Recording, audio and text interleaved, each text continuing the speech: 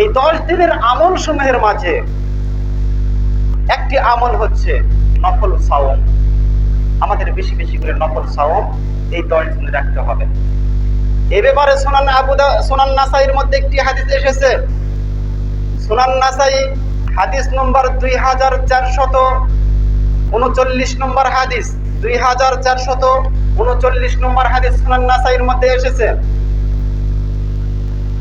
আহমদ ইবনে ইয়াহইয়া রাদিয়াল্লাহু আনহু বলেন, হাদিসটি আল্লাহ রাসূলের কোন একজন স্ত্রী বর্ণনা করেছেন।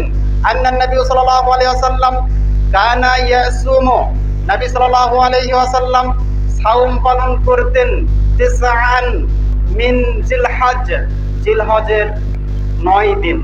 9 দিন তিনি একটানা, এক থেকে নিয়ে শুরু করে 9 তারিখ জিলহজের 9 দিন আল্লাহ রাসূল সাল্লাল্লাহু আলাইহি ওয়াসাল্লাম সাওম পালন করতেন। কাজেই গুরুত্বপূর্ণ একটি আমল হচ্ছে এই 9 দিন আমরা সাওম পালন করতে পারি। এই 10 দিনের মধ্যে 9 দিন আমরা সাওম পালন করতে পারি।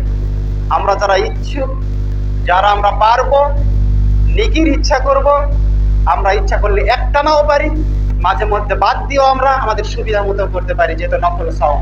কাজেই একটি গুরুত্বপূর্ণ আমল হচ্ছে জিলহজের 1 থেকে নিয়ে শুরু করে 9 তারিখ পর্যন্ত আমরা একটানা নফল সাওম পালন করতে পারি। এটি একটি গুরুত্বপূর্ণ আমল।